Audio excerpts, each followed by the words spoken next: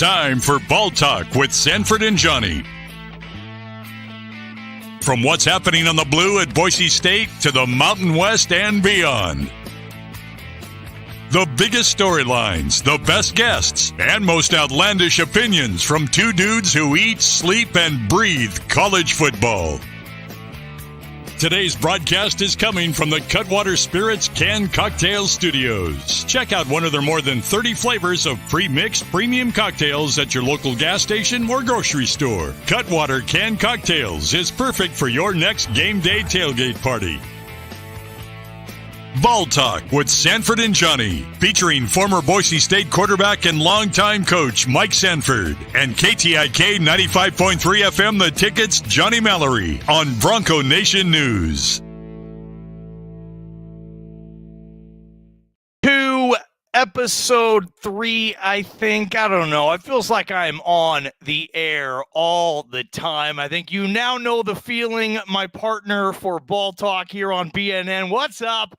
Welcome to another edition. John Mallory here, Mike Sanford over there, and we got a hell of a show tonight, Mike. We got a big one. Holy shnikes, We got a big one, man. Hey, working the phones, making sure that everything's set. We got a big-time guest tonight, and should we just spill the beans right now?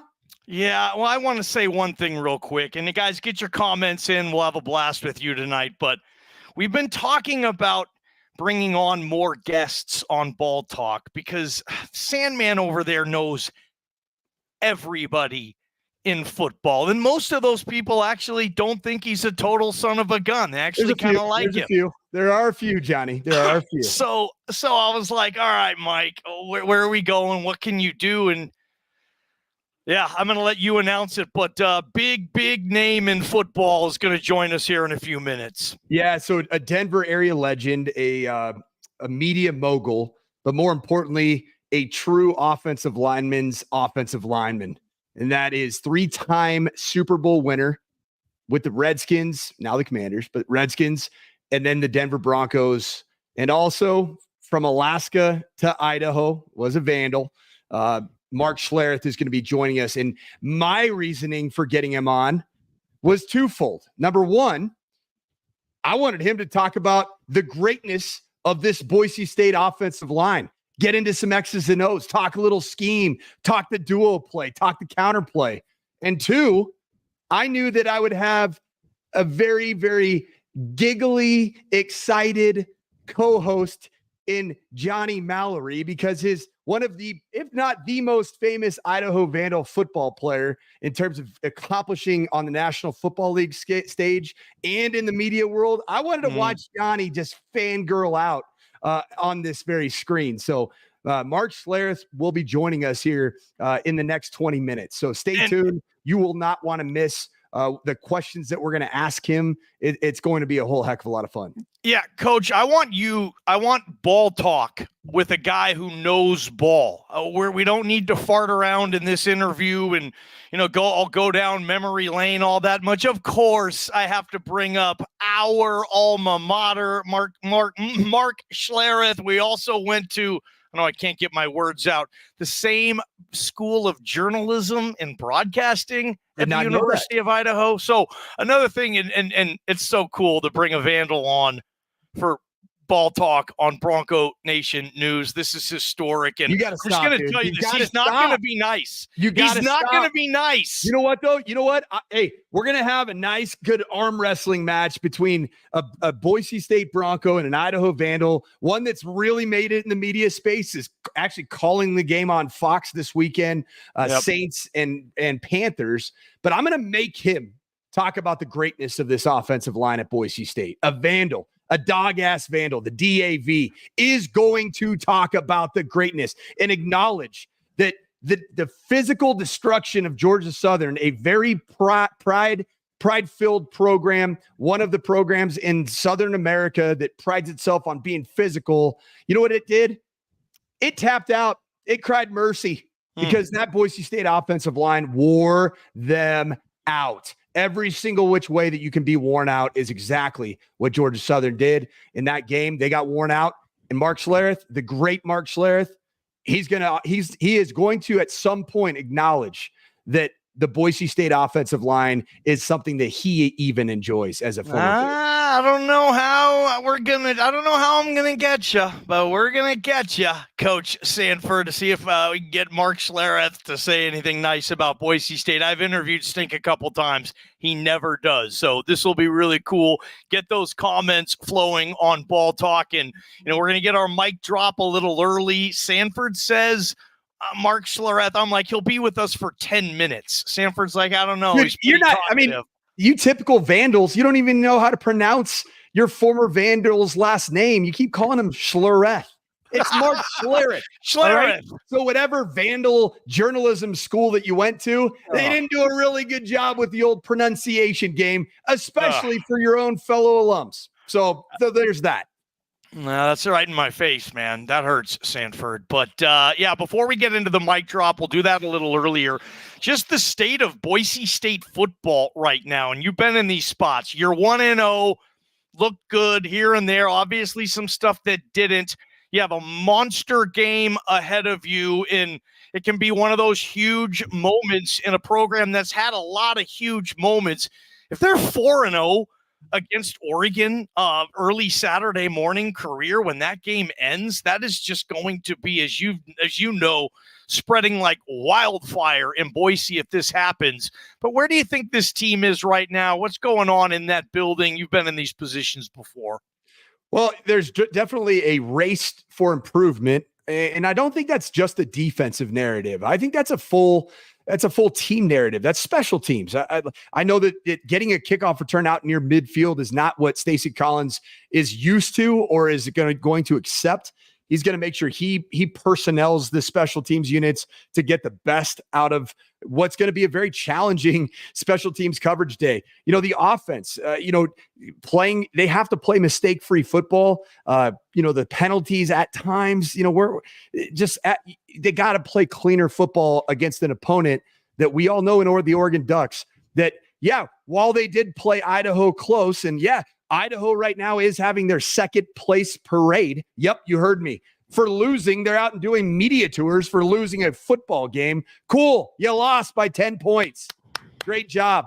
Close only counts in horseshoes and hand grenades if you're a Vandal. But you do know that this Oregon team's going to come into this week of preparation. They're dead smack in the middle of it with unloading the chamber against what they've seen in Boise State's a team that if Oregon doesn't play at its absolute best, Boise State can win this football game. I fully do believe that.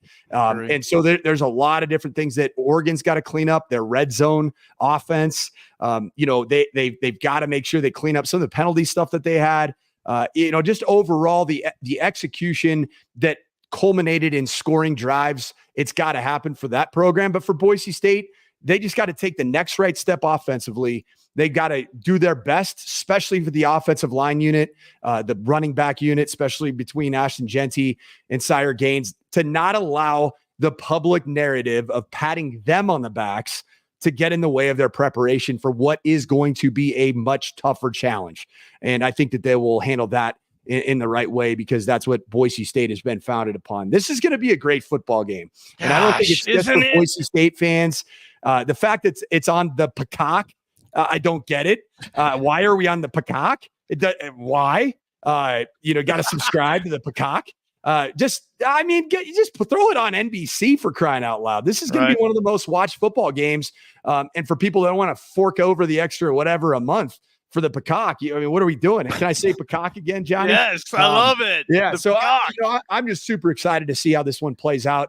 The hard part for me, Johnny, is I'm calling a game myself. My TV broadcasting debut as a color analyst for the CSU Northern Colorado game. So yes. I am going to be a little bit more quiet on Twitter, on the X platform during this football game, but I will be caught up in real time and we'll be okay.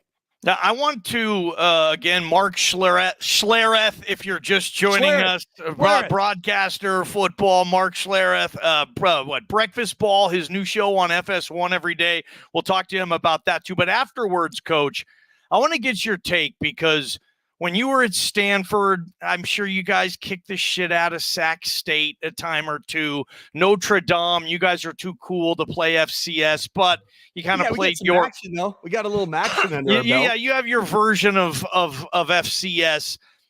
Just the fact if Oregon, maybe didn't put the pedal to the metal in some form against Idaho. Do coaches really do that, hold stuff back? I want to get your thoughts on that, Coach. But first, before we get to stink, let's get that mic drop going here on Ball Talk. Yeah, I just talked about this offensive line from Boise State. 4 returning starters, played an incredible game. And none of that, if they're watching, which I hope they're not watching, they got way more important things to do than watch a washed up football coach talk about how great their performance was. But if you are watching or you're a family member, turn this sucker off, because I'm about to heap a whole heck of a lot more praise on that offensive line and tight end blocking unit for Boise State, the running back position, because the reality is this: there is no greater feeling, period, end of story.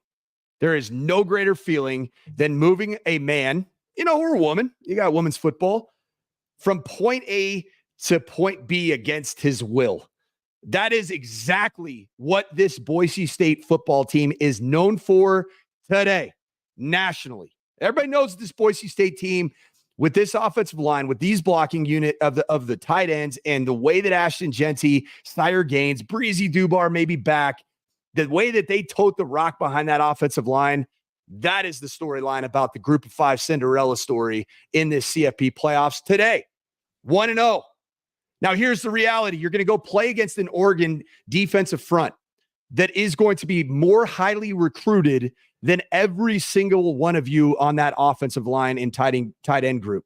There's going to be 4 stars, 5 stars everywhere. They're going to look great. They're going to be fired up to put to bed any thought of any school from little old Idaho, the state of Idaho, coming into Autzen Stadium, and they're going to have that mentality. And I say this: I don't care, because I am excited to watch these guys tee it off. They're trained, they're experienced, they went through their lumps. Heck, even on Bronco Nation News, when we started this show 1 year ago, Johnny, the comments were filled with people that were taking shots at the same group of offensive linemen. You know what that's called? It's called growth. They grew. They got stronger. They got more confident. They got more cohesive. They became a unit, a fist, 5 fingers together, one fist. That's what this program is predicated on. It's on what you do in the trenches. And I'm going to remind anybody who's watching right now, you can put up flashy stats. I mean, my guy, Dylan Gabriel, was 41 of 49 for 380 yards, and they had 14 points into the fourth quarter.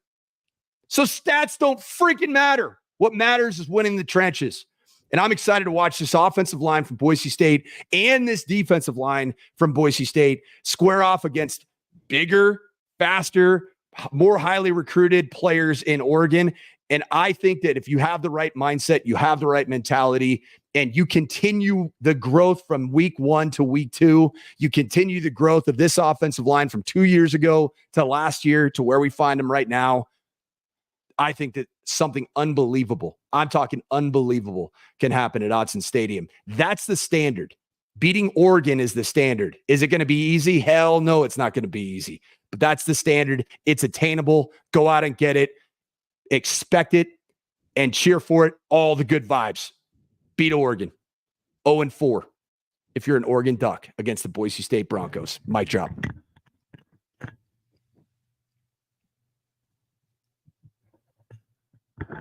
Johnny, you alive? Yes, that's awesome, man. I was cracking up. Sorry about that, Coach. That was the best one you've done so far this year. How about stink? Mark Schlereth.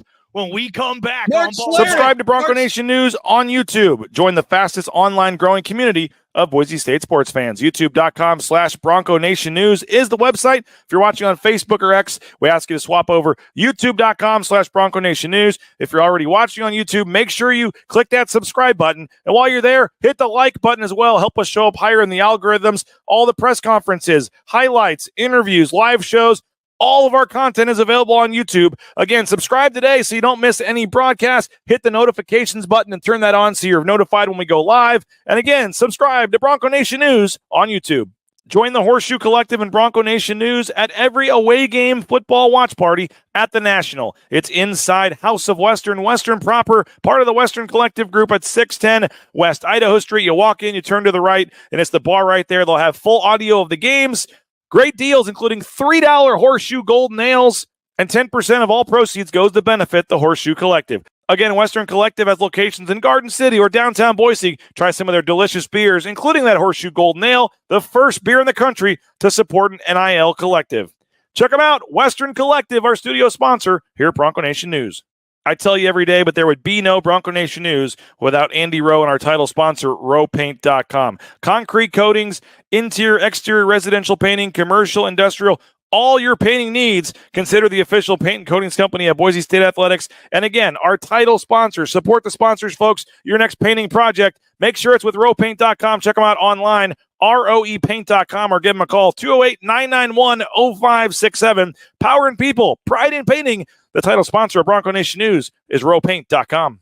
Be on the lookout for the next edition of the Tyson Degenhart Show, sponsored by Idaho Central Credit Union, ICCU.com. There's a branch pretty much on every corner, but the easiest, of course, is that mobile e-branch online banking in the app on your smartphone. Check them out for all your banking needs, whether it's a home loan, a car loan, just want to get a standard checking account set up. They can do it all at Idaho Central Credit Union. Check them out online, ICCU.com.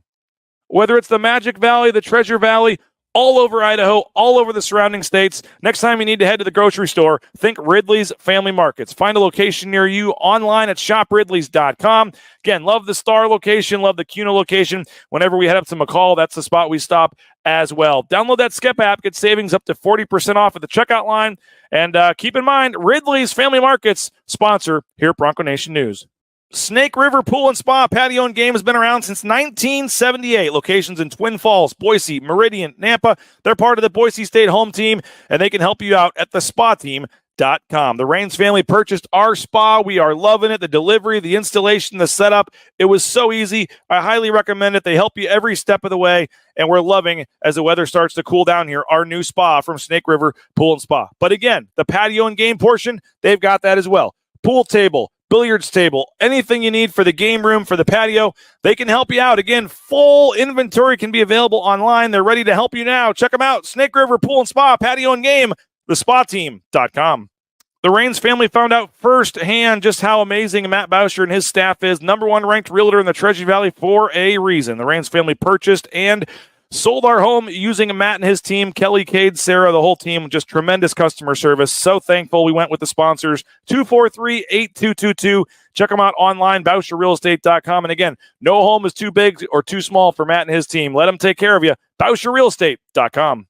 Check out the Riley and Ridge Show every Tuesday night on Bronco Nation News. Former Boise State tight end Riley Smith, longtime Boise State assistant coach Kent Riddle, together, weekly football talk from a unique perspective. Streams every Tuesday, 8 o'clock on YouTube.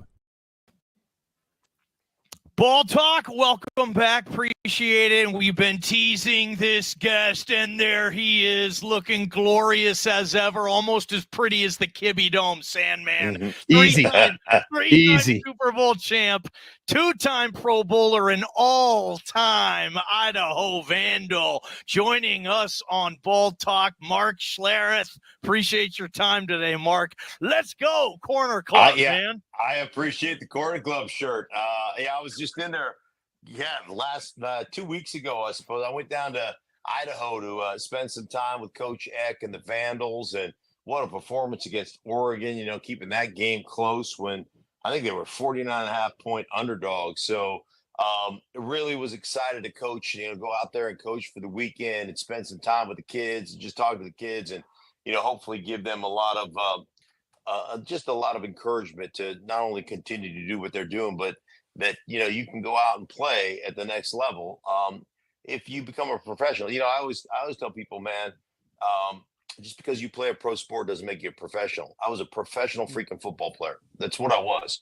And so, I take it very seriously. So it was fun to go out there and spend some time with the kids and do that, and spend some time with Eck and spend some time at the Corner Club. So it was a good time. I heard the legendary stories about Mark Schlereth and John Freeze owning the shuffleboard table all night. Ladies everywhere at the club, and they still talk about you. All right. I have to intervene here because this is actually Bronco Nation news. It's not Vandal Nation news. And so we got to keep this thing going towards the intent of why I reached out to Stink, which was to talk about offensive line play. That was the storyline from this past weekend in Statesboro, Georgia. Boise State goes down and rushes for dang near half 100, Stink. Ashton Genty, 267 yards rushing. Wow. And that true freshman running back at 110 Sire Gaines. Just an absolute dominant performance from two running backs. But the real storyline of me, Stink, was the big boys up front, four returning starters in the offensive line. This is a team, Stink, and I want to hear your perspective about a couple of these schemes that's been very duo heavy over the course of the last 2-3 years. Duo is still a part of what they do, but man, what was really popping was all the different eye candy, motion distraction, shift in motion with the counterplay. Talk a little bit about your experience with the counterplay, in Washington, playing for the Skins, playing for Joe Bugle and Hannafin, and just what that scheme can do if you don't fit it correctly. Yeah, I mean, obviously, it's really interesting because it really is, how good you are at the point of attack with your double team, with your deuce and your tray blocks. Obviously, your tray being between tackle and tight end, the deuce block between tackle and guard, and your ability to really fit those.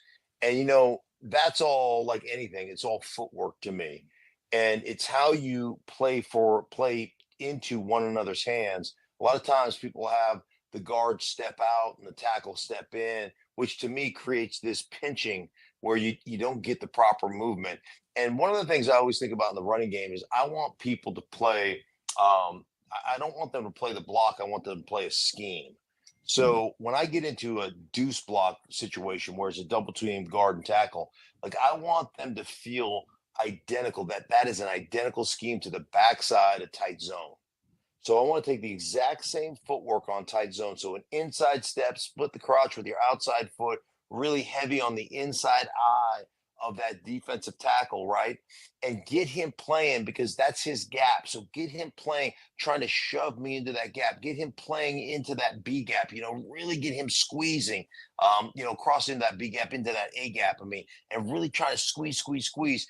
And then if you get that done enough and you cut him off enough times in that kind of tight zone look on the backside, then all of a sudden you give that same identical footwork, the same hat placement, the same hands, and all of a sudden he plays to squeeze and that tackle hits that outside shoulder and hip. Man, you wheel him two gaps beyond where he's supposed to be, right? Because he's so intent in maintaining that B gap integrity and shoving you as a guard into the A gap. And that's when the big ones hit. And the interesting thing about the counter plays, everybody thinks of it as an outside C gap play, but my experience playing in that system and doing that for so long in Washington is the big ones hit right behind the center. Mm-hmm. They're really more of an A gap play when you really run it correctly. And so when you can do that, you really can split a defense. And the other thing is the angles you get. When you get to the backers on the backside and you're pulling guys, you're taking them from the backside to the front side. So, you're gaining a player there. And so it gives you great angles. If you're blocking back to the Mike backer and they're pulling around to the Sam, if you're running the strong counter, then it becomes a really good angle for you on that double team to seal off that Mike and create a big running lane. So I love the scheme. Didn't run a lot of it when I was in Denver, but we really majored in it in Washington.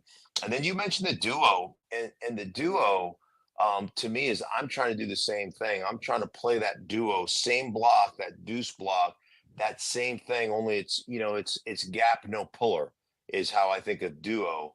But I'm trying to get that same footwork and get that guy, that defensive tackle, to really squeeze that down, because that duo oftentimes hits in that guard area, in that B gap, and where the big ones always come out is they pop out the C, then the D, right? Because everybody kind of squeezes in there, and then they end up popping to the outside usually is where the big play is. But what you want is you want them to play that counter, that down block, that that deuce block, get them playing across your face, and then to be able to pop that thing out with a seam. So those things are great. The other thing that I love about duo is the insert player, and you see, which of your wide receivers has balls like that. To me, which one of your guys has balls?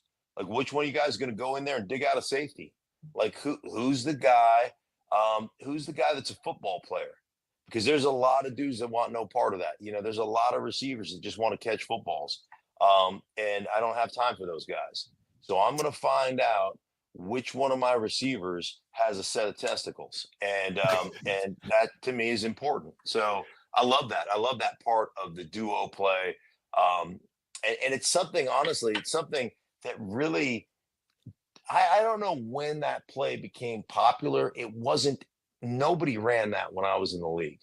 Wow. Nobody ran duo. I mean, it just was not. It was non-existent. And then it really, in the last 10 years, has become a great adjunct part of the run game. And it's something that was never really there, before. And plus, I think part of it is there's so much more shotgun run. And, you need, like, when you're in gun, to me, when you're in gun plus, you got your shotgun, and the running back is like, let's call it, you're in strong right, you're in west right. So you got two tight ends on that side, and you're running duo, and you can be in west right, however you call your running back. So like I always just call it plus, or however you call it, plus or ABC minus, sometimes, Yeah. Okay. So anyhow, so the back is on the tight end side.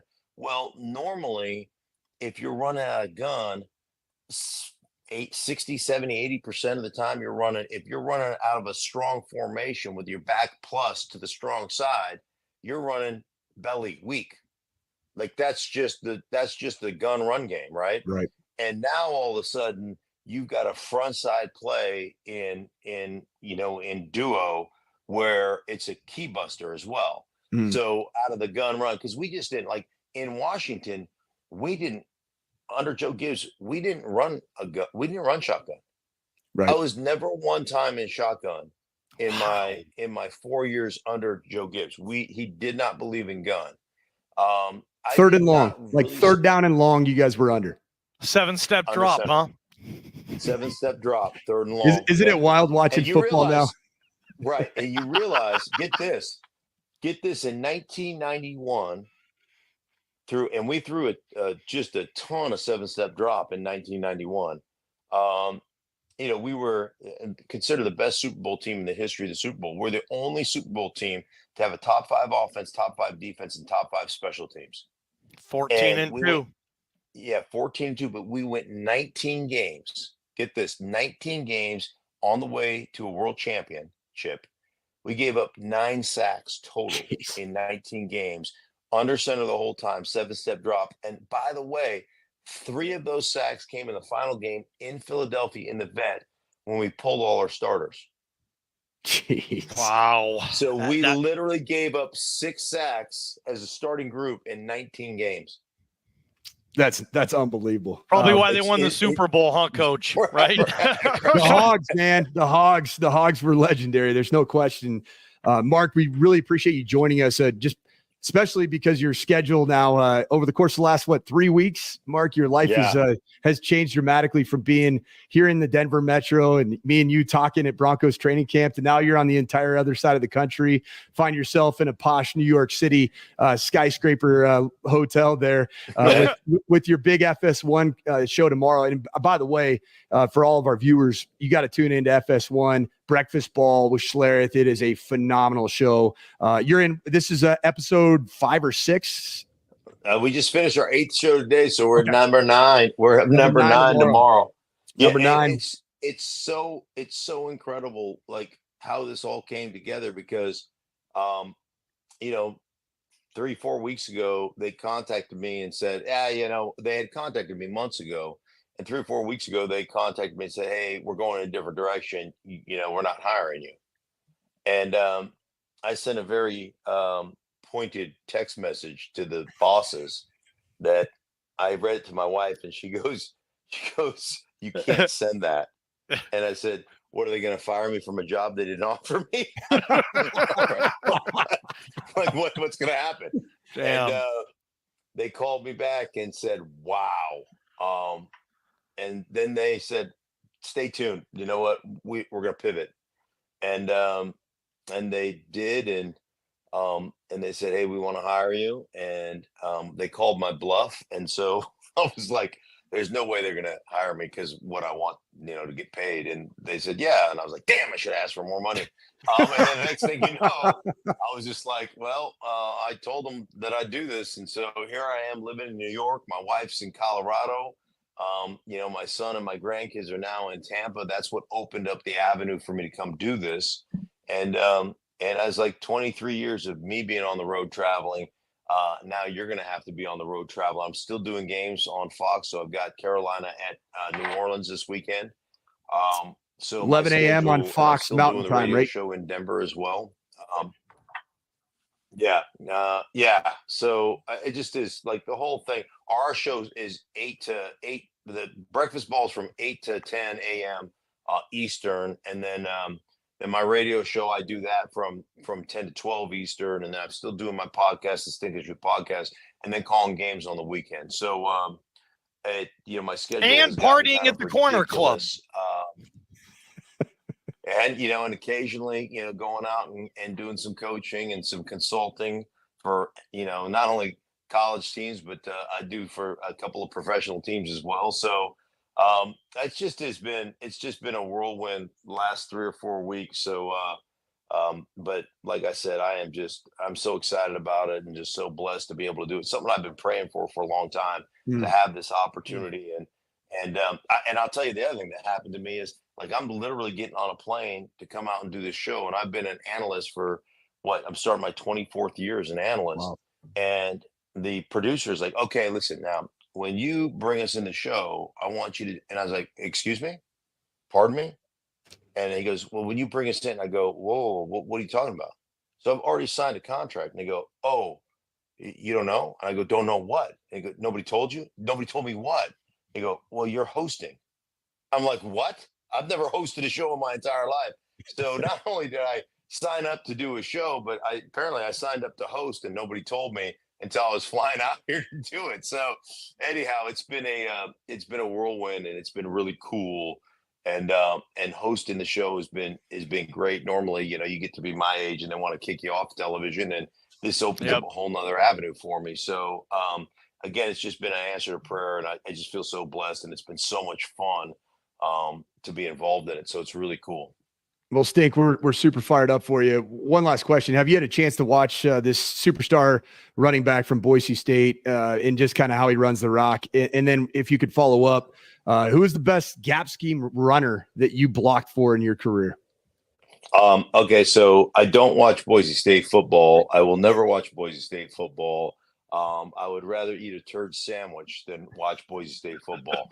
So no, I have not watched that Stink, you're making it tough. We're gonna have to edit out an amazing interview for our viewership. This is gonna turn into Vandal Nation News, man. That's the last thing I wanted.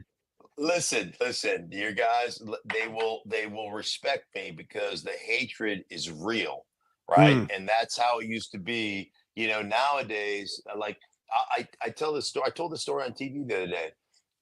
When I was playing for the Skins, a group of us, wives and players, we went to Universal Studios in Orlando, Florida, and we're walking down the side of the street, and we saw a bunch of guys who played for the Cowboys on the other side of the street.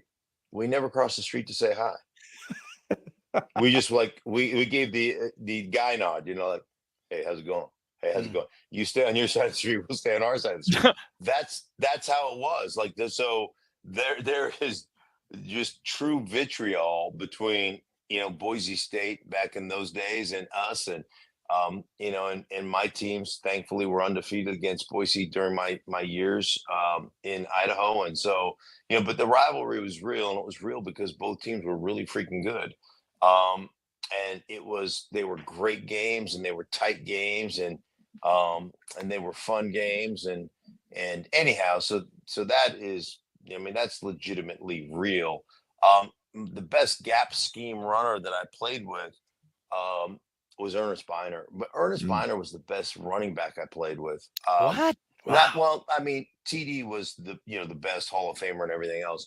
But when you're talking about in the gap scheme, when you're talking about a complete football player, Ernest Biner was unbelievable. And he had that fumble against Denver in the AFC Championship game. And before I get a bunch of text messages, like Terrell Davis was the most amazing back I played with. Like, sorry, that was, but I was just thinking about gap scheme stuff. Gap scheme. Yeah.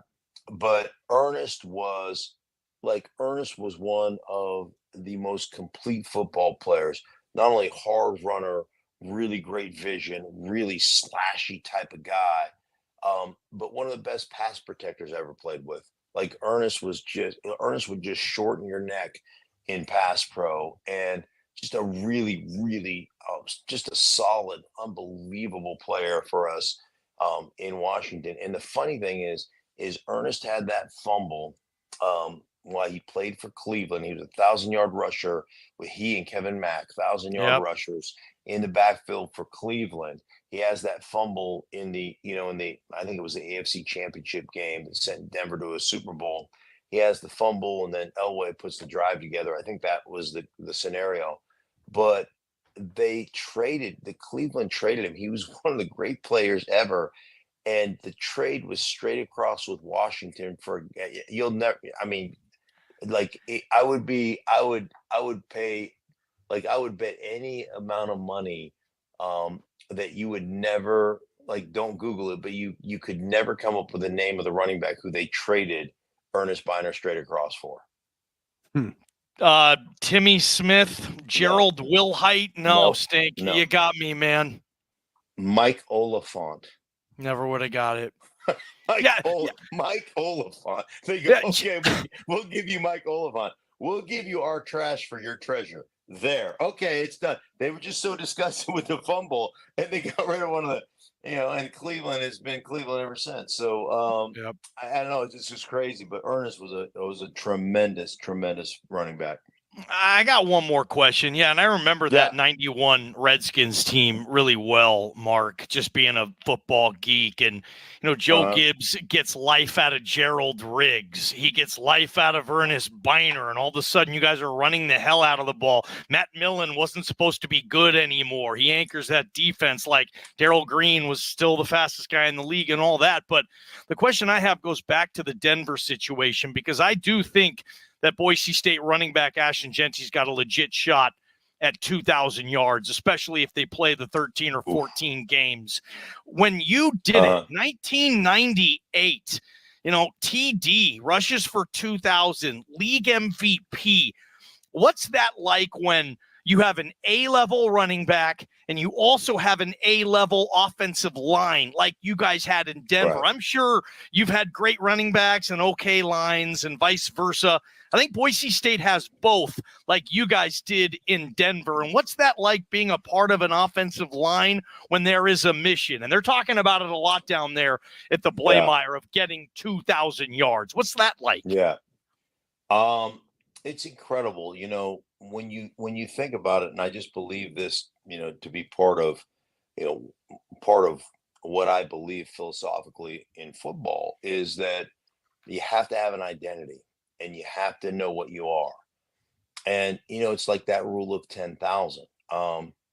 We really ran probably 6 plays on the year that TD had 10,000 yards or 2,000 yards. I mean, now we had window dressing and formations and personnel groupings and all that, but we really ran 6 plays. And one of the things I when I consult with NFL teams, I said, do you know the power of being in second down and short and not taking a shot, but just going out and converting?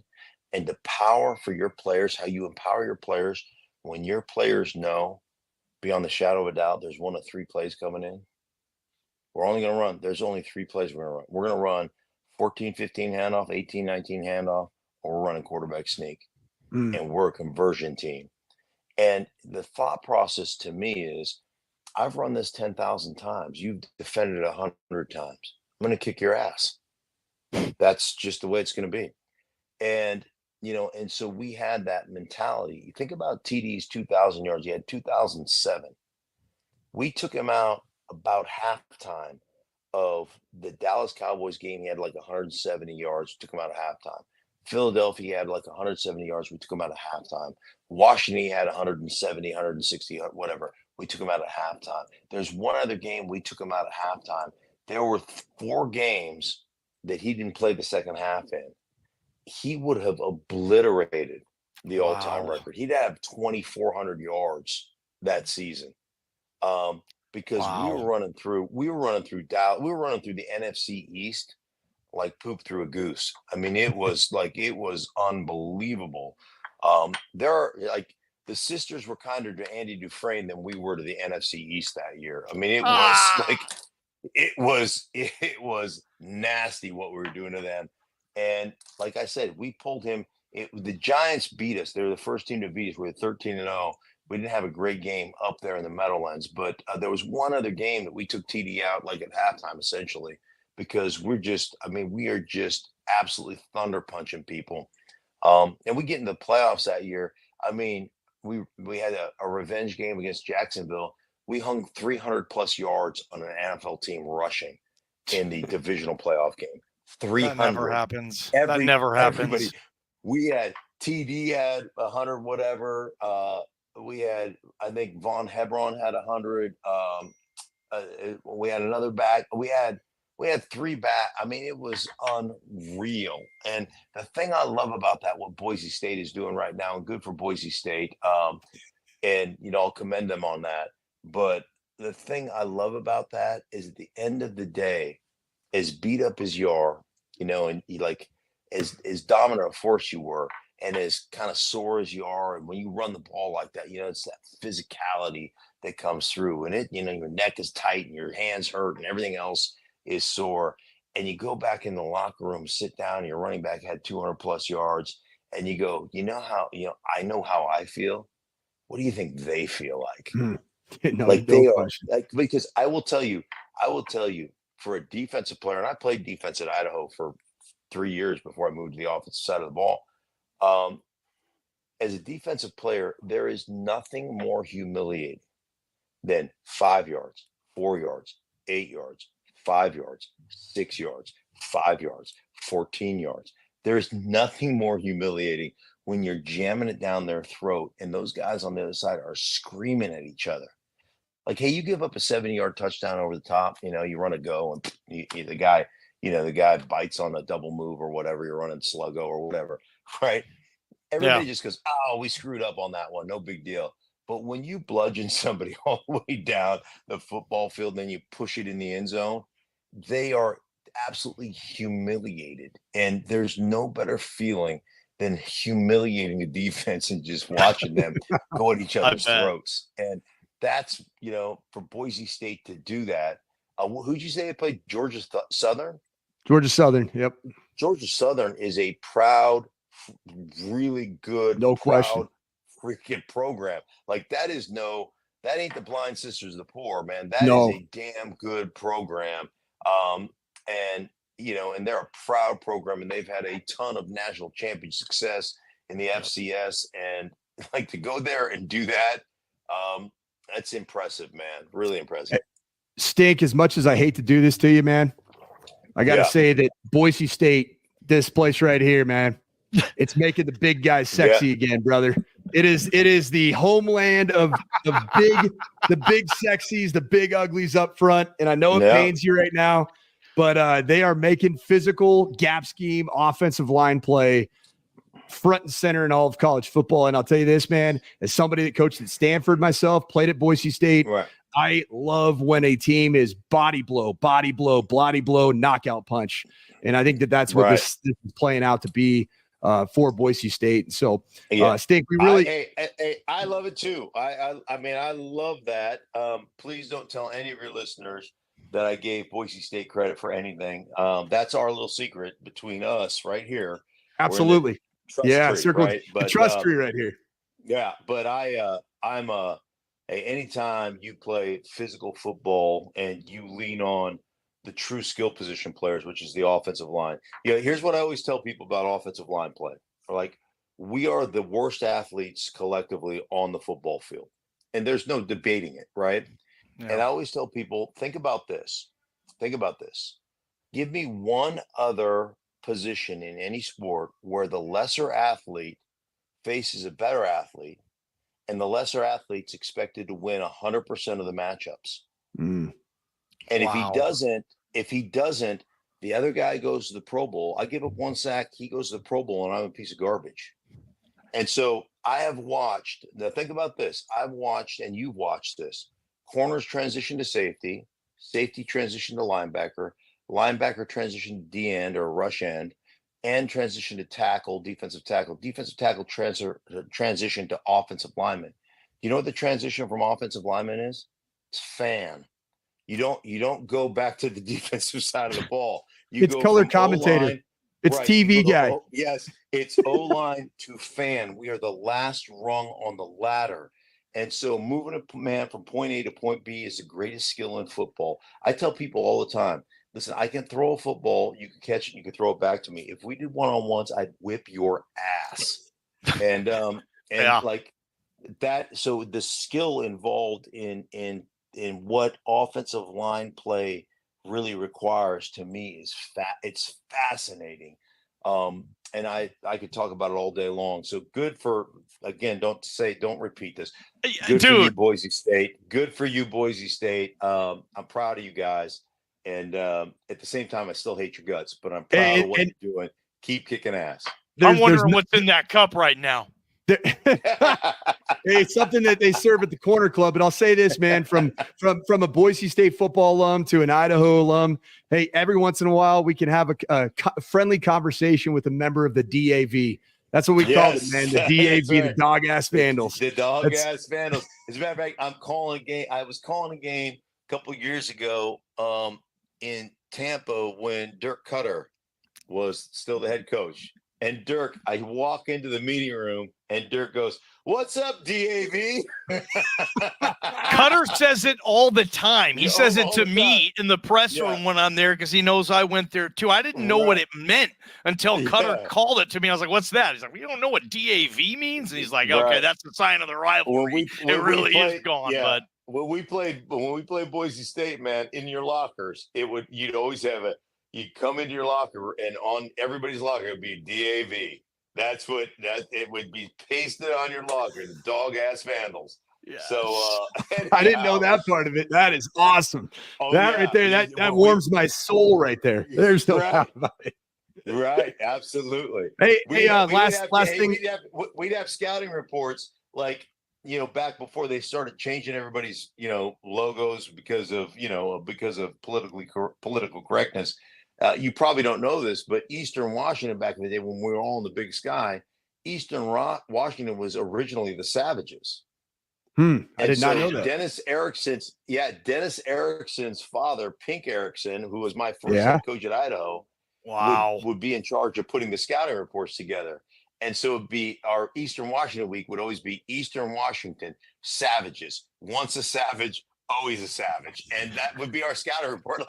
And so anyhow, then they changed it to the Eagles, obviously. But I mean, it was a time where we were a lot less politically correct, which was a better time. And you could bully people without getting in trouble. And I long for those days. It was fun. No question. No doubt.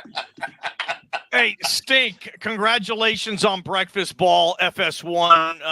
That's a great gig for you, and congratulations. Yeah. Keep doing what you're doing on the NFL. We'll see you this week. Carolina at New Orleans, correct, on Fox? Yeah, awesome, Carolina man. at New Orleans, it's it's like people are like, oh, that game's a dog. Hey, listen, man, it's an NFL game. I pinch myself that I get to go to an NFL stadium and call a game. And I get to go to practice and I get to talk to coaches and I get I'm like you guys, man. I'm a junkie. I just am a football junkie. So you could put me in any game. I don't care. It's just such an honor. I'm one of 14 guys in the world that gets to do it. Yeah, I want to see what Caleb Canales is gonna do with Bryce Young. Did you see Caleb, man? That's not. It's not Caleb Canales. what did I say? Canales. Dave Canales. Dang it! Yeah, he with was. Gino 2 years ago, and that's rare. Stink that you'll bust me on a name, but yeah, what he did with Gino Smith 2 years ago, Baker last year, and I mean, they're gonna run that. They're gonna run that West Coast wide zone. Get the boot keep game going, get the waggle keep game going, get Bryce Young out of the pocket a little bit, create those half field linear reads that just. I mean, those things to me for a quarterback, if you run it well, that's you run that stuff. You're 12 for 12 to start the game. You haven't even thrown one. You're going to be 12 for 12. So. There's a lot of stuff that he'll help. Not only the run game, they went out and got Robert Hunt from Miami. The guy's an absolute road grader. He's a big, and then they got Damian Lewis from Seattle, who's a good player. Mm-hmm. They've shored up the middle of that offensive line to keep some pressure off of him. But all that run action, there's play pass and then there's run action. That there's the boot stuff and all that stuff. So. That offense that Canales runs really he's morphed in from what Sean McVay did under and Shane Waldron, who came to Seattle and coached for a couple of years while Dave Canales was the quarterback coach out there. So it's really that system, and it bodes well for a young quarterback that's athletic. Get him outside the pocket, give him some easy throws, some easy completions, and some hopefully you create some really explosive kind of plays off of that play action stuff if you can run the ball effectively. So I think that's a really good start for Bryce Young, because a kid took a beating last year and he was not. I mean, I did a couple of Carolina games last year. He was not very good. So it'll be interesting to see how he's grown and how Dave helps him out. So I'm looking forward to seeing that, and it'll be fun. You're the man, Mark Schlereth, Stink, Idaho Vandal, legend. Catch him on Breakfast Ball FS1. Appreciate your time, man. I can't wait to do this again. I'm glad you got in with the Sandman over there, Mark, and now we got this social pipeline. Absolutely. Yeah, for sure. No question about it. And the Sandman, even though he went to Boise State, he's got the heart of a Vandal, so he's okay. Yeah, you're right. I'm a bit soft at times, man. Just ask my wife and kids. I do have some softness. So yes, I do have the heart of a dog-ass Vandal. So on that note, man, Stink, we can't thank you enough. You are the man. Talking offensive line play with you for 35 minutes, giving up of your time. I don't know your wife yet, but I feel like she's texting me because telling you to get some sleep so you're ready for your 4:45 a.m. wake-up call tomorrow. Stink, you're awesome. Well, you're the man. We appreciate you. It's my 4 o'clock wake-up call tomorrow, but that's all right. Shoot, my bad. Get your ass to sleep, Stink. Yeah. We appreciate you. See you guys. Great stuff. The fall kickoff sale is underway at Lithia Ford of Boise. Check out their full inventory of vehicles at lithiafordboise.com. They've got NIL deals with 6 student athletes at Boise State, including 4 football players, Jonah Dolmas, Ahmed Hassanin, Matt Lauder, and Andrew Simpson. They're all rocking rides from Lithia Ford of Boise, and you can as well. The Raines family purchased our F-150 a couple years ago from Lithia. Couldn't be happier with the customer service. We still get the free lifetime oil changes.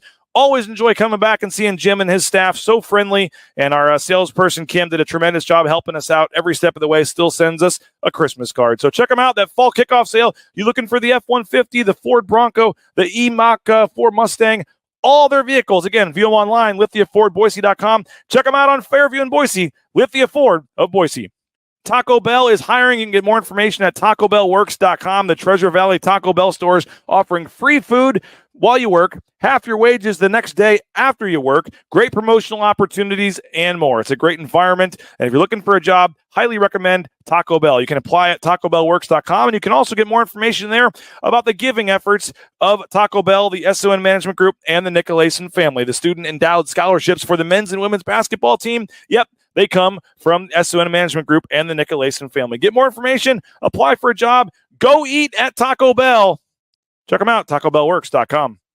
You looking for that new jersey or shirt for game day? Head on in to the Blue and Orange Store, theblueandorangestore.com. You can order anywhere in the world, but if you're in the Boise area, I highly recommend just going to the second floor of the Boise Town Square Mall next to Pro Image. The Blue and Orange Store, whether it's coaches' sideline apparel, jerseys, caps, bumper stickers, car flags, you name it, they've got it at the Blue and Orange Store. Again, all your Boise State gear. I know there's a lot of places in town you can choose to go shopping for Boise State gear, but if you want the most comprehensive selection and you want to help a great guy in Travis Hawks, who's been a big supporter from day one of Bronco Nation News, check them out, the Blue and Orange Store, online, theblueandorangestore.com.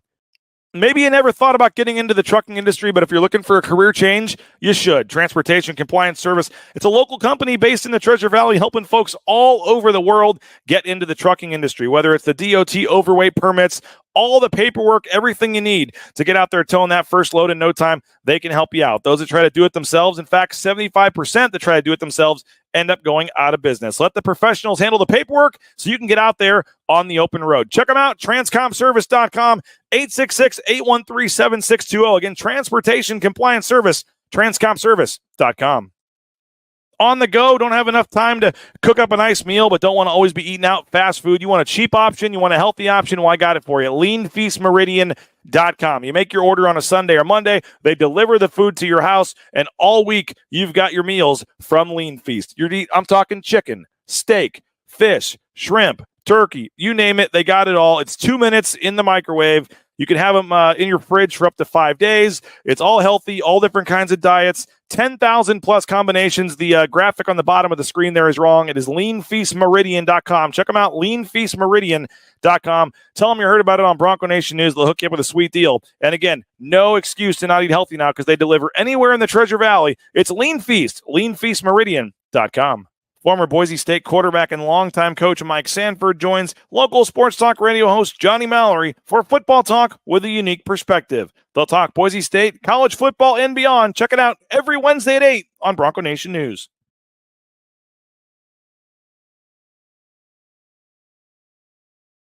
To be 10 minutes, that was like 32 or 33 minutes there. We kicked ass with Stink there.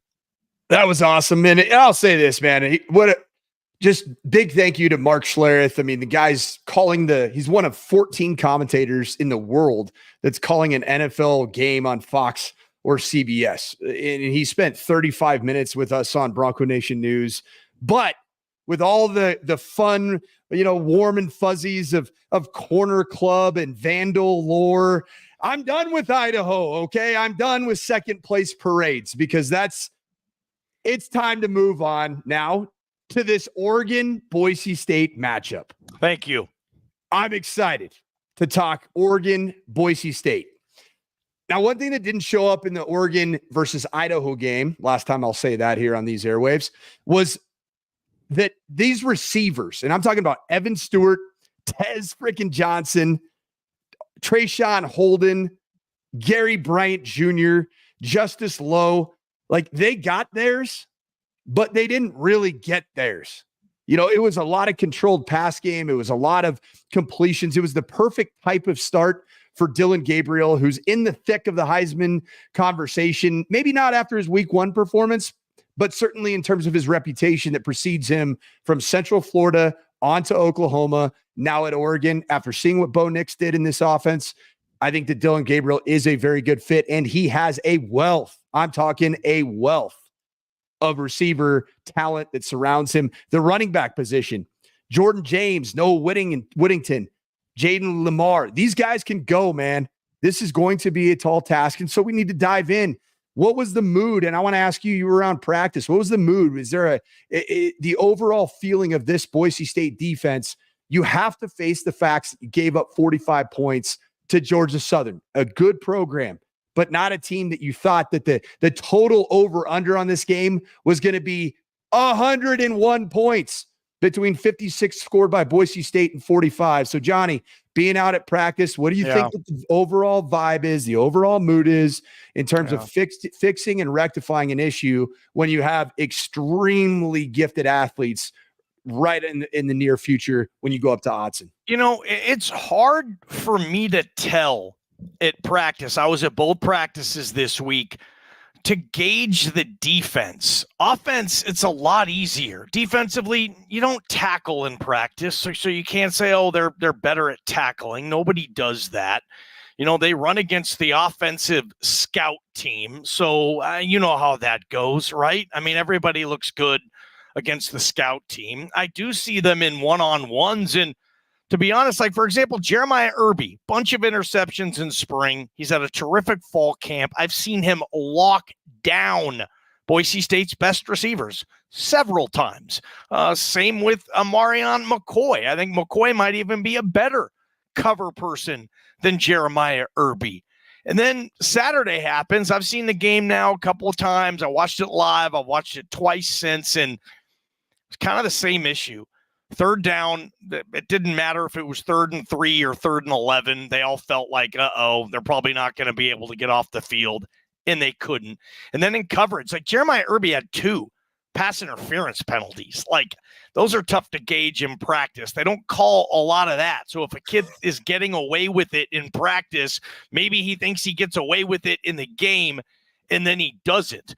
I'd be worried. If I'm a Boise State fan, I would be really worried that this defense is going to be too similar to what it was last year, which is like, ranking in the hundreds in pass defense. And Dylan Gabriel got just about whatever he wanted from the Vandals. They just didn't finish.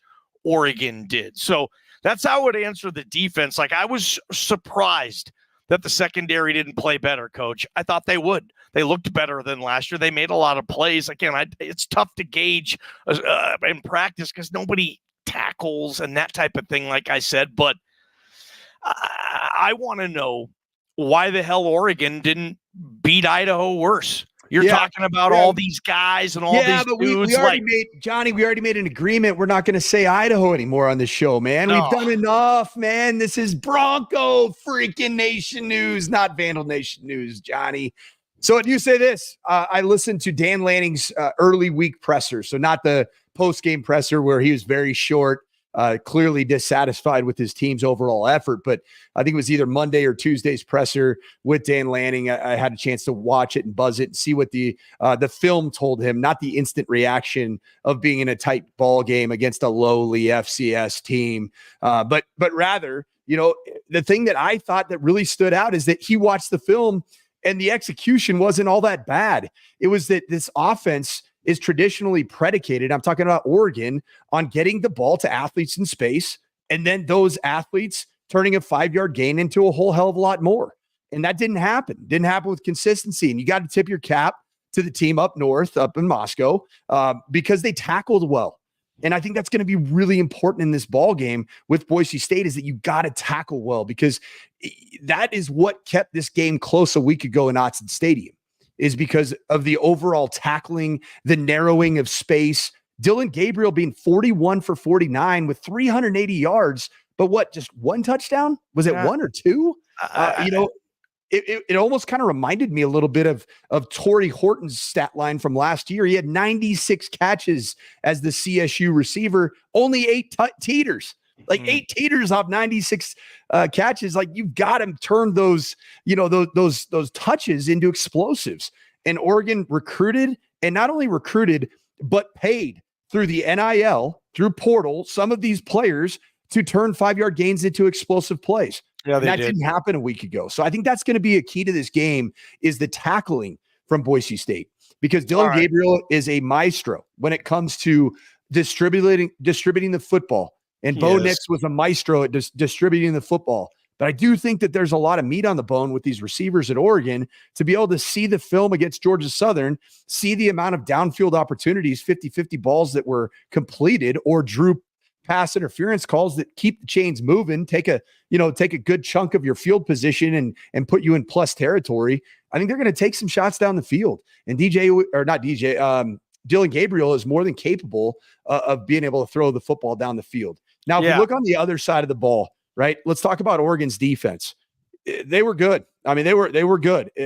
Outside of some trickeration, the team that they played last week in Autzen Stadium had to go and earn yards. They had to go. It was a couple trick plays, and then it was like, man, They have to scheme these yards. They have to go break a tackle. I mean, this defensive line, you got Jordan Birch, Jamari Caldwell, Derek Harmon, and then Matayo Uiagalelei. And then this damn money player, Jeffrey Bassa, the five-star recruit out of Salt Lake City, Utah. This guy's a freak. He barely even played in the game last week. And when Dan Lanning was asked about why didn't Bassa play, he said, we didn't feel like we needed to. So there was some pregame of the NFL type of a mentality going into this game for Dan Lanning and the Ducks. And I'll say this, the Ducks won't do that ever again under Dan Lanning. He damn near almost, you touch that hot stove once, fool me once, shame on you. Fool me twice, shame on me. He ain't doing that. So if anybody thinks they're going to be looking to get ahead to Oregon State, guys, Oregon State's nowhere near the football team this year that Boise State's going to bring to Autzen Stadium. So I think that this is going to be really important. I think the key to this game ball game is going to be the first 3 offensive possessions for the Boise State Broncos. They've got to get scores. They've got to find a way to possess the football. They've got to find a way to create some explosive plays, because if you think you're just going to call motion counter, and they're going to be, the offensive line's going to cave the entire Oregon front 5 yards against their will. And there's nobody like last week. There's nobody in the freaking C gap. That ain't happening, Johnny. That ain't happening. So they're going to make you earn everything you get. And I do think that Mad Dog's going to have to play good. The Mad Dog is going to have to play at a high level. You can't just, I look at this very similarly to Bo Nix.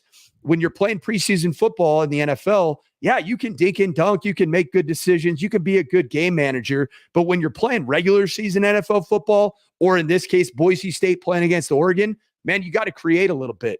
You've got to do some things that aren't just, this is what the offense requires me to do in a 0 to 12 yard down the field air throw type of a situation.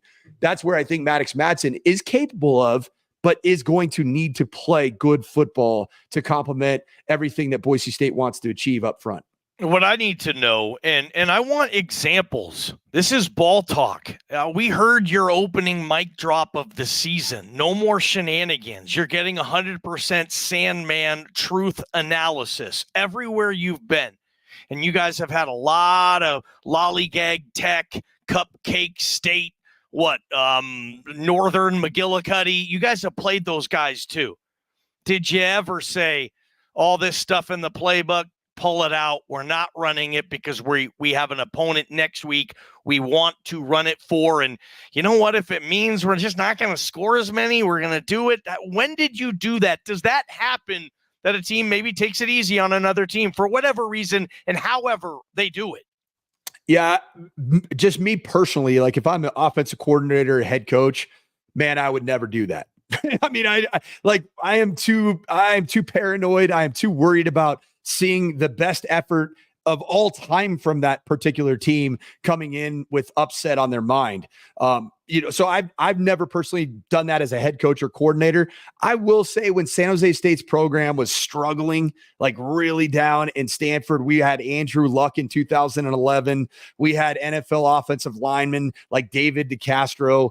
We had so many good players. I would say that we kept it. We wanted to just play really good, sound football in our days 1 through 3 installation. There wasn't a lot of days 7 of training camp, the deeper stuff into the playbook. There wasn't much, game plan specific stuff outside of maybe one play that's designed to create an explosive. And to be honest, it worked one year. The second year, when Mike McIntyre came on as the head coach at San Jose State and transformed that culture, and David Fales, man. Dude, and David Fales went off. And we ended up going to the Rose Bowl that year, winning the damn Rose Bowl. We were in a dogfight with the San Jose State Spartans, who weren't the San Jose State Spartans in 2011 and 2012 that they have been over the last 5-6 years under Brent Brennan. And even now with Ken Niumatalolo, who the spread and shred attack got after Sac State a little bit. So I would say Oregon did do some of that in their opener. Oregon will not do any of that at all. Trust me, in week 2 against the Boise State Broncos. There's a damn Heisman Trophy front runner. Did you see RG3? Yes. He released that his number 1 guy after week 1 is Ashton Genty. And you know what? He's right. He's freaking right. Who has 267 yards rushing and 6 touchdowns on the road in a extremely hot and humid environment? It just doesn't exist. If he lights up Oregon, okay, I'm talking 200 yards again. And I don't think any number I say is, hyperbole ball game. No, I'm going to say if he drops 200 on the Ducks, Boise State wins. I'll even throw this in because I keep seeing him back there in practice, like returning a punt.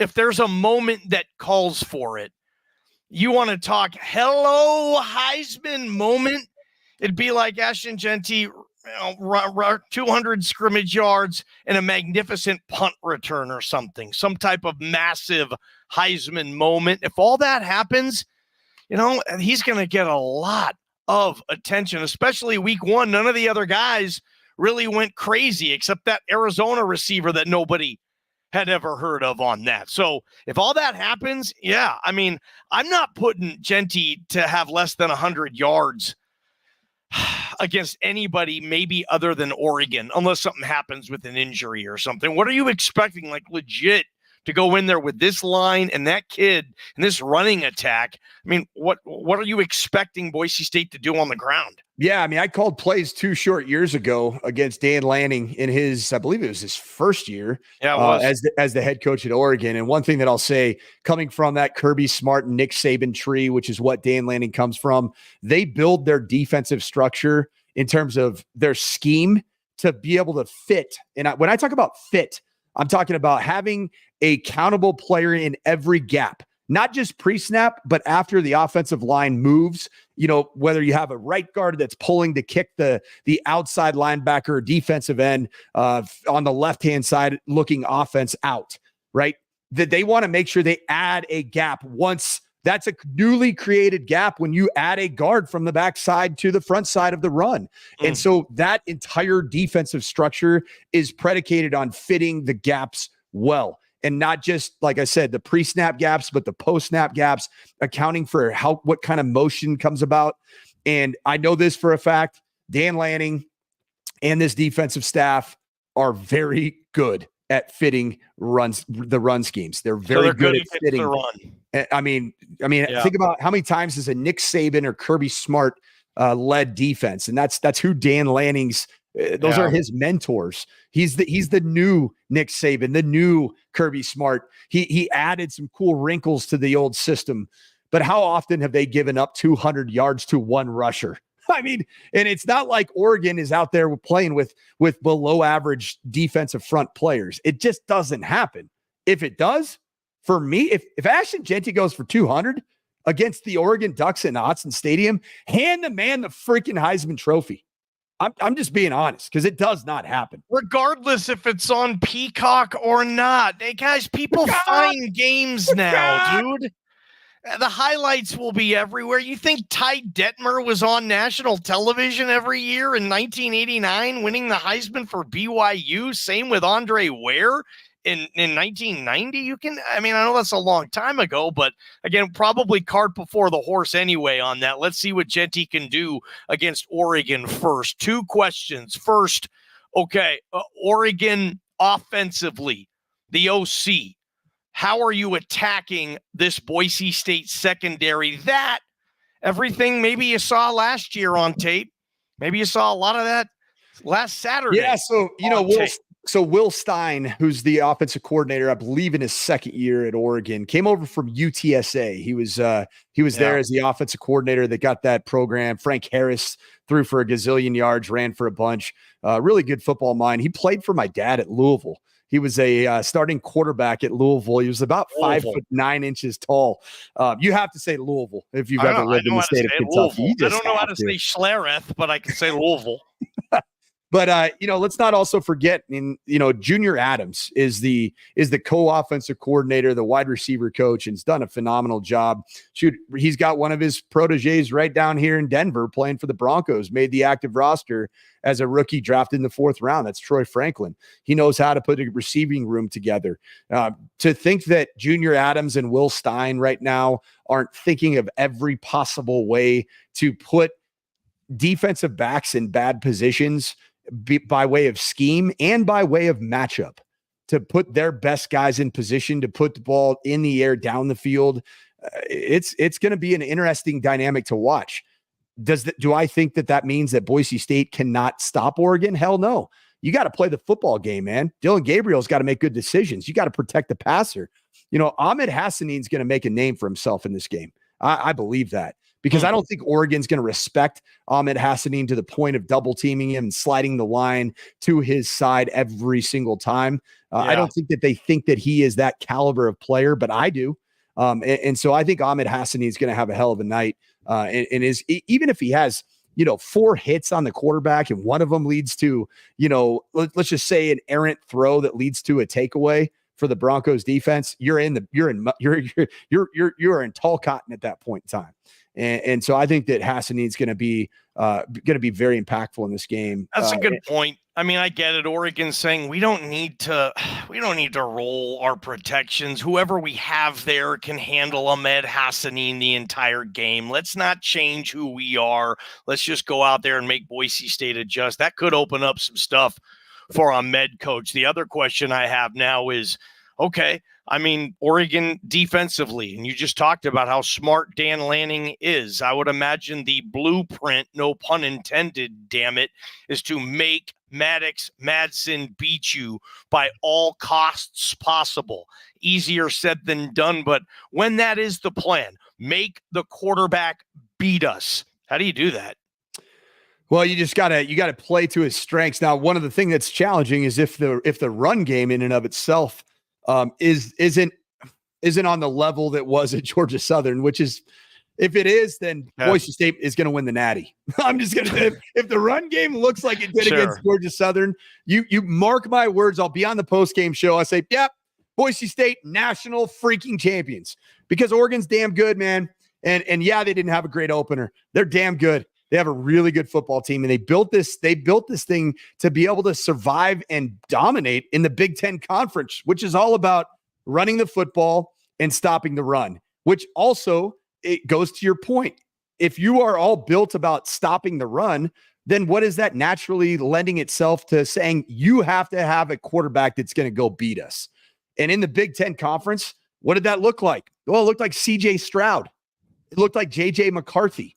Like two top 10, top 11 draft picks in the Big Ten Conference that had a quarterback and talent around him to go win the game. And so one of the things that I'm looking for that showed up a little bit, but didn't show up as much as I anticipated it showing, is some of these receivers for Boise State that I think are absolute studs. I'm talking about Prince Strawn. I'm talking about Austin Bolt. I'm talking about Latrell Caples. Cam Camper, some of these guys with length. And I really am thinking about Prince Strawn. That's the guy that just comes to my mind, that you're going to have a size advantage on the corners with some of these wide receivers and 50-50 balls down the field. I think Maddox Madsen throws a really good deep ball. Now, I think it's one of those deep balls that just gives his receivers the chance to make a play on the football. And so I think that creating some type of 50-50 opportunities with your big, long receivers that have shown aerial abilities, I think that could keep Boise State in this game by way of the explosive play, which then you have to start borrowing a down safety that's playing in the box to stop Ashton Genty, and you got to start playing some too high coverage. Well, guess what that opens up, Johnny? It opens up the opportunity to be at a good numbers advantage in the run game. So I think they're going to come out and play post safety, which means a single high safety that's playing deep.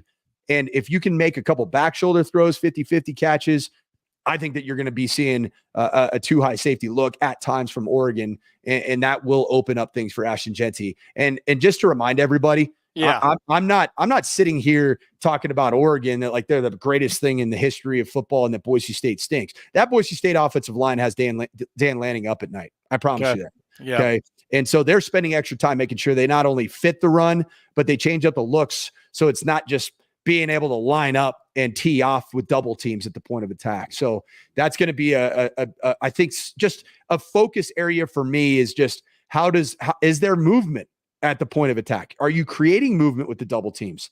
I named off all those defensive linemen and the front 7 players from Oregon. It's going to be a great matchup. It's going to be what college football is all about. It's why we had Stink on this program, Mark Schlereth, because he's lived that life and he believes and did it to the tune of 3 Super Bowl rings that he has in his possession by way of playing dominant ground and pound football. Yes. And that's exactly how you win championships.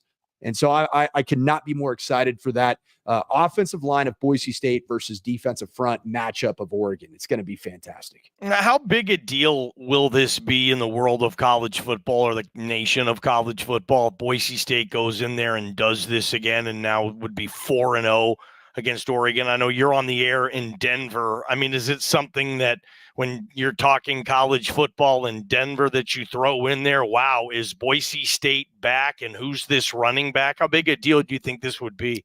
I believe it'll be the number one story. It'll be the number one story in the nation. And I think that, we would be idiots if we didn't, and let's just talk about it how it is. I mean, everybody freaking hates Oregon. I mean, anybody in the Western United States, like the CU Buffs program, after what Dan Lanning said, is that, they play for clicks, we play for wins, right?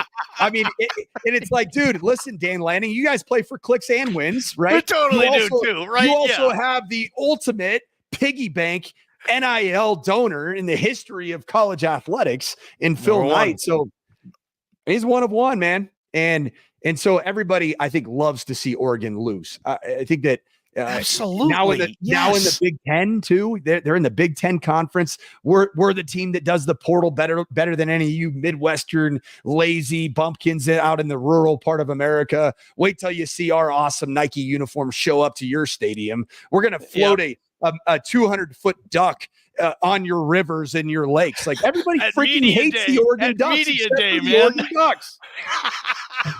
It's so true, man. And I did sports radio in Oregon, 2 stints, man.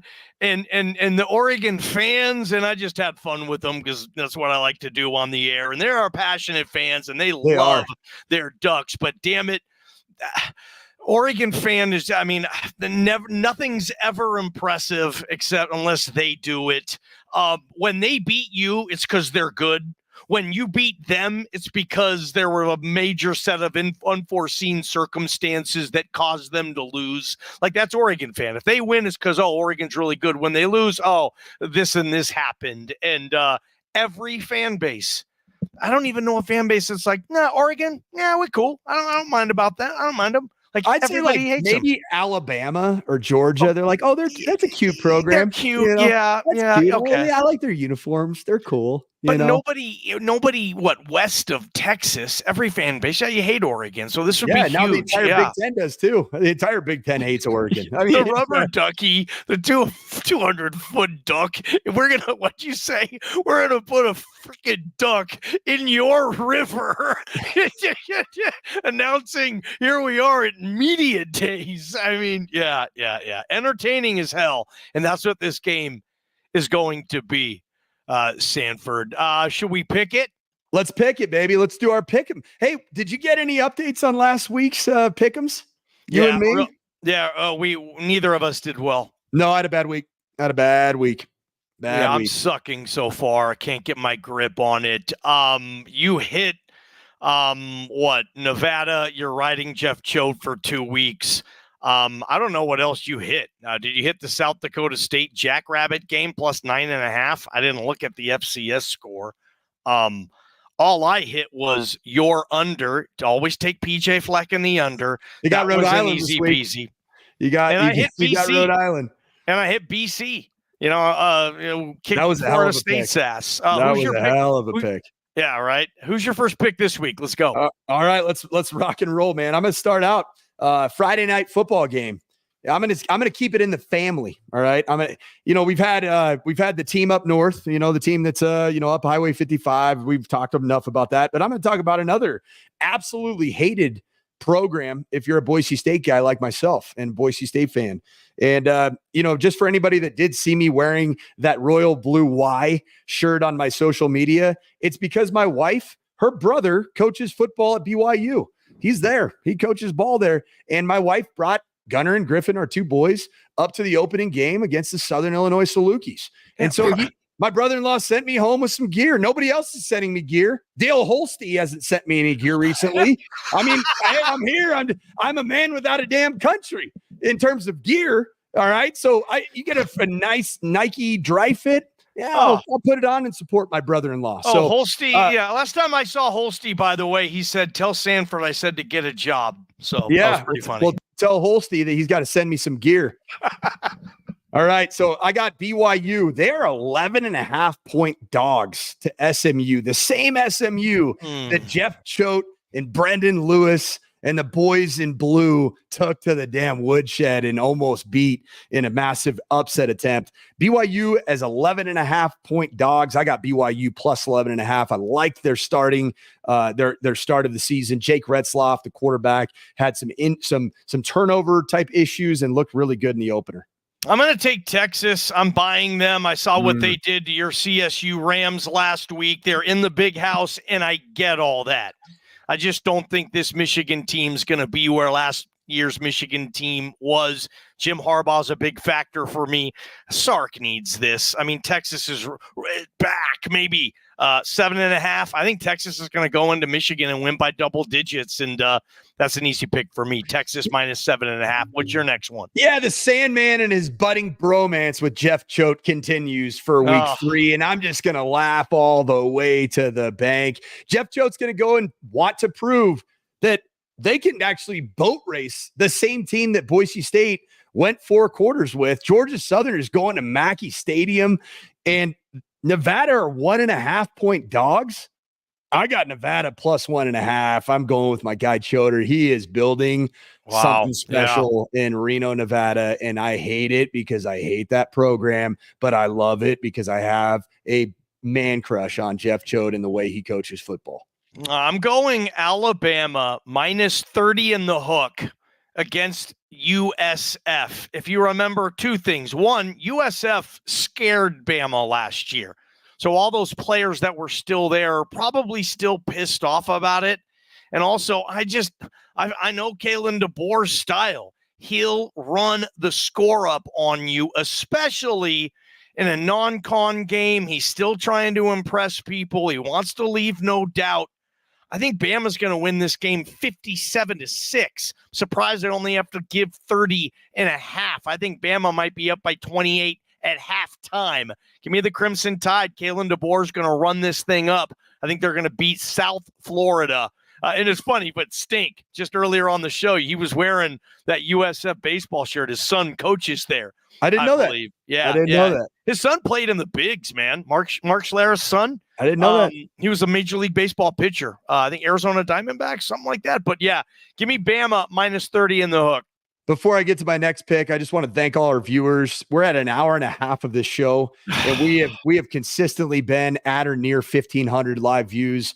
You guys are the absolute best, and we love doing this for you. Keep the comments going. I know this particular program was a little light on the comments. We had a lot going on with Stink coming on. So I'm going to my next one, and it's going to be the opener of the Mountain West slate. We've got the Air Force Falcons hosting the spread and shred San Jose State Spartans under head coach Ken Niumatalolo. Where did Ken Niumatalolo coach for the last, felt like 25 years? Navy. So what do you think he knows fairly well? Oh, option football. He knows option football. And the Air Force Falcons have a lot of young guns. I'm not taking San Jose State with the +5, but I am taking the under because I think that Air Force is going to do everything in its power to possess the football, keep the ball out of the hands of San Jose State's good athletes and a very spread attack. And I'm going under 46 because I do think that Ken Niumatalolo has the Air Force offense figured out. That's a brilliant angle. Thank you. Brilliant. Thank you. I wish I would have thought of it because I'm taking Air Force and I'm laying the 5 points. I see Air Force, upper echelon Mountain West team. I don't think your boy Niumatalolo is going to pop in San Jose. I think they go back to 2-10, 3-9, 4-8ville. And I think Air Force is just going to be Air Force and San Jose is just going to be San Jose. Sounds like Air Force covering. Sounds like our viewers should just do a nice little Sandman Johnny ball game parlay and go with the under 46 and lay the 5 with Air Force.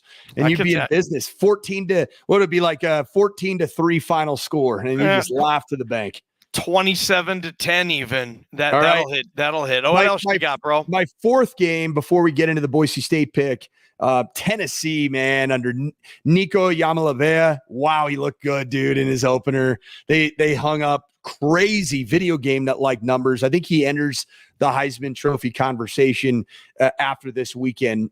Tennessee is going to NC State, the same NC State that I believe was losing in the fourth quarter to Western Carolina at home. Tennessee is going to absolutely obliterate NC State, and 8.5 is not a very fair spread for Tennessee, what they showed in their opener. Nico Yamalevea, he is the next big thing in college football at the quarterback position. That's a really big deal in Raleigh, too, for NC State getting a program like Tennessee to come there for a non-con game. I'm with you, though, on the Vols. I didn't take it, though. I'm going Auburn, -13, hosting Cal. I'm not buying Cal for anything, not for any price. Auburn sucks, too, this year. But Cal's soft. Auburn's going to roll up Cal. I'm going to text that to our guy, Justin Wilcox. I'm going to let him know you said that he's soft. You're going to tell Wilcox I said his team is soft. Yeah, he's going to love that. But yeah, I think Auburn's going to win by 2 touchdowns. I like Auburn -13. So now we get to the moment of glory. Boise State plus 19.5 as it currently sits at Circa Sports. I'll start. You can go second on this. Actually, no, you start. Everybody cares what you got. Boise State 19 and the hook. I see what you're doing. Dude, you are the biggest bagger on planet Earth. Everybody wants to hear what the Sandman says. Hey, before we do let you guys go, 1,500 live viewers. And my guy Devo Bronco just said it. So this is on YouTube. That's where we love for everybody to go pound that subscribe button on Bronco Nation News. Hit the likes. Just keep them going. So I do this show for free because I love it. I love building this brand for BJ Rains and for Bronco Nation News. And I just have a blast being on with my guy Johnny Ballgame. But get over there to YouTube. Subscribe if you haven't to Bronco Nation News and go ahead and pound that like button. But I'm going with Boise State plus 20. I think this is a very, very crazy bet. That's what I had on Circa. I checked the Circa line right before we went on the air.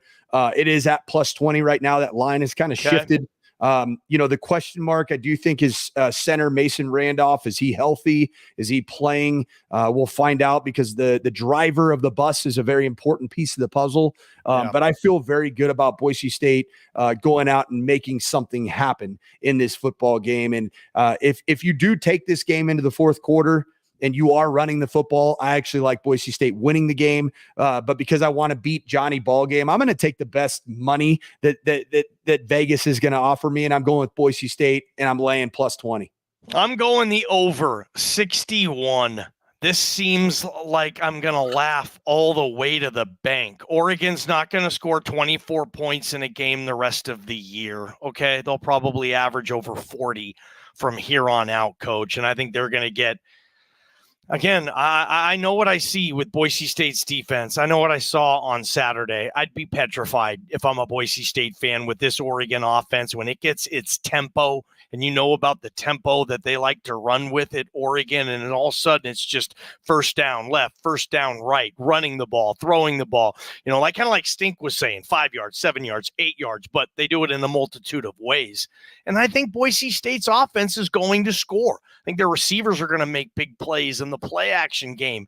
And I think Genty might be the best player in America, and Sire Gaines might be the third or fourth best player on the team. And I've been saying that a long time because I've seen him since practice. Like, forget freshman. That's one of the best dudes on the team.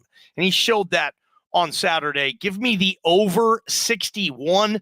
This is going to be a shootout here, Coach. That's what I'm taking. And I agree with you, though. I think Boise State has a chance to win this game. And if you want the coolest long shot ever, I don't know what the Broncos are on the money line, but I would throw a couple bucks on the Broncos on the money line if you hit it, wow, that's going to be an extra special party there. But yeah, Johnny Ball game. Before we wrap up, man, I'd be remiss if I didn't talk about my 3 keys to victory for Boise State to go take over the national spotlight of the entire landscape of college football and the sports world heading into opening Sunday of the NFL. What a better time to make such a national splash. Number one, you got to start fast offensively. You have to.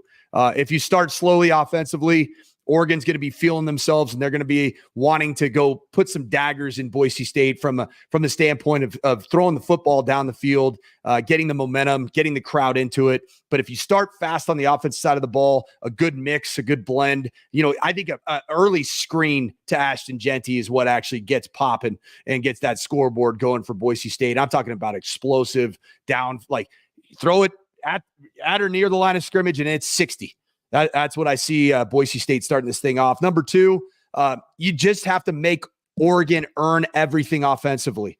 This Boise State defense is going to look at that film. They've got to clean up some of the things that they do. If Oregon earns the plays and there are players in position to make the plays, then you tip your cap to Oregon's offense because they have great athletes. But you cannot give away, easy bailout penalties. You cannot give away busted coverages and guys over the top. They've got to earn everything. And then number 3, Stacey Collins and the SWAT special teams unit come through, make a difference. You went out and got a high-level Big Ten special teams coordinator. Jonah Dalmas had a quiet, very PAT-heavy opening week, but he's going to be counted on. JFR will be counted on to do what he does, and that's locate the football where it needs to be. 2 storylines that I don't think we talked much about after Georgia Southern because, frankly, they weren't asked to do much except for the baseline of what a kicker and punter should do. This is a different beast, and special teams can make a big difference in this game. I'd love to see the special teams unit for Boise State continually pin Oregon in bad spots from a field position standpoint. Lengthen those drives, make those drives to a place where you have to earn it, create more opportunities for takeaways. And then I think one big special teams return for Stacey Collins' unit, and I think Boise State's on its way. So those are my 3 keys to victory. It felt like Boise State punted on the kick return game last week. The kid Chan back there, local kid, transfer from Santa Barbara City College, hardly saw him work his way in practice, and then he was out there like as the full-time kick returner. That took me by surprise. I don't know what was up with that, but yeah, I would like to see them get aggressive in the return game. And I know on the punts it's tough. If you don't have it, you don't have it, but the kick return as well. So you think you might see a pop play or 2 on special teams. That'd be nice in the return game. Yeah, I think it's a key to victory. I think it's a key to victory. I really do. And it might be Ashton Genty as a punt returner. It might be. It's a good way to get the ball in the hands of a guy that is the leader in the clubhouse after week 1 in the Heisman Trophy race, to give him an opportunity to be an athlete in space and run through, some arm tackles and go do something special. So punt return touchdowns too, Coach, win you the Heisman. Think Desmond Howard when he said hello Heisman the first time. Think Charles Woodson as a DB had a punt return touchdown. Did it like punt returns are big. Johnny Rodgers at Nebraska. I'll go back. There's 3 Heisman Trophy winners right there. Their big Heisman play was a punt return touchdown. If you need to win the game too, if it's close in the 4th quarter, maybe you roll the dice and say, let's give Ashton a shot to return this punt. Who knows? So for one last reminder for all of our viewers on that are going to be tuning into the Peacock. You got to subscribe to the Peacock to watch this game. Yeah. Is there are 3 keys, and number 1, start fast offensively. Number 2, you got to make Oregon earn everything on their offense. Number 3, SWAT on the ready. Stacey Collins special teams unit makes the difference. You ready to give an official prediction and then we'll end this show? Or do you want to save that? And by the way, you got to tease your post-game show. Yeah, see, right? Because I'm a post-gamer guy now. I'm a post-gamer. I don't know if I'm legally allowed to tease my actual prediction.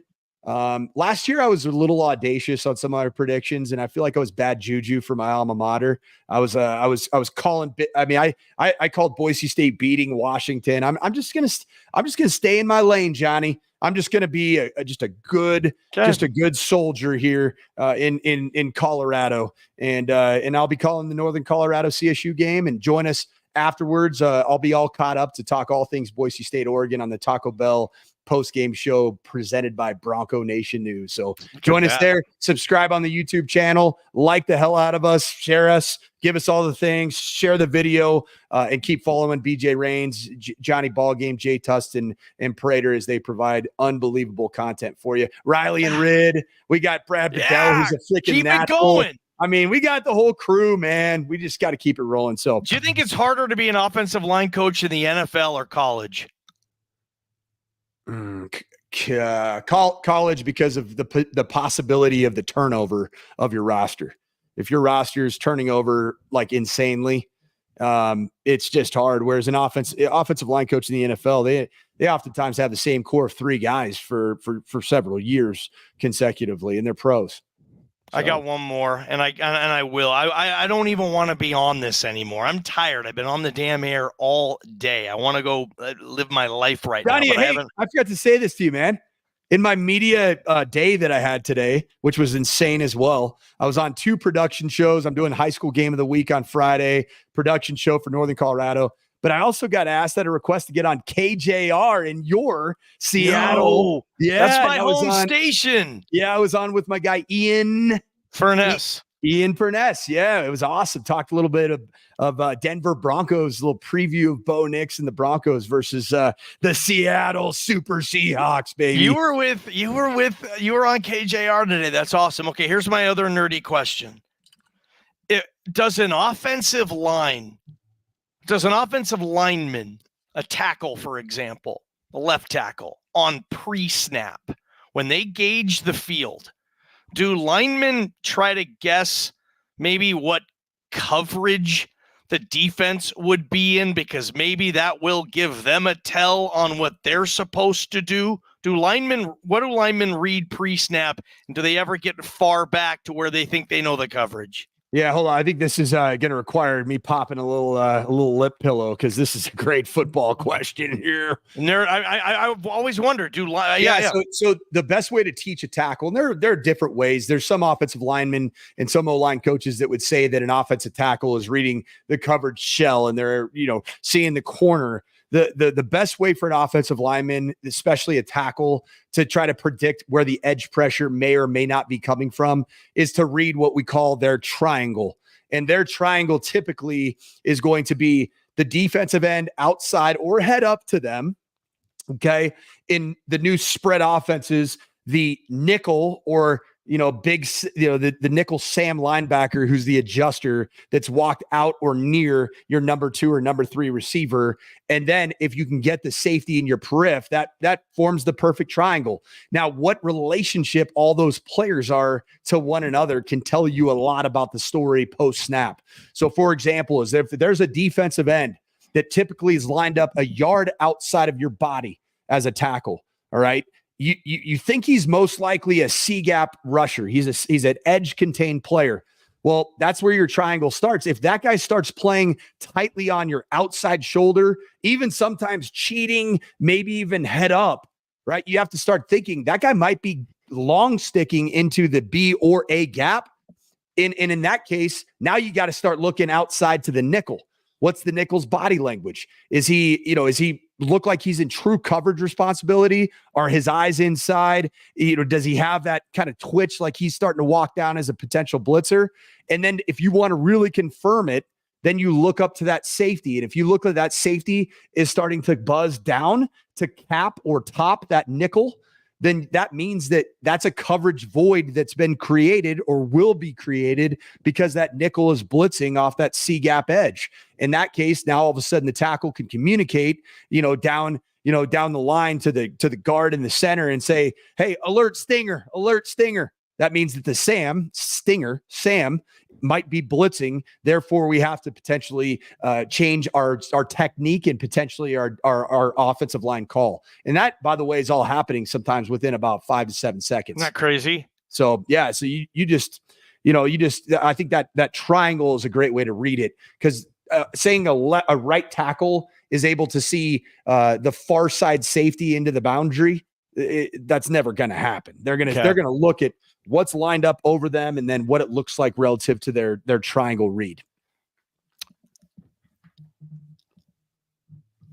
One word that comes to mind. Yeah, you can grab yours. By the way, this is a clean alternate, right? The silver and the gold, baby.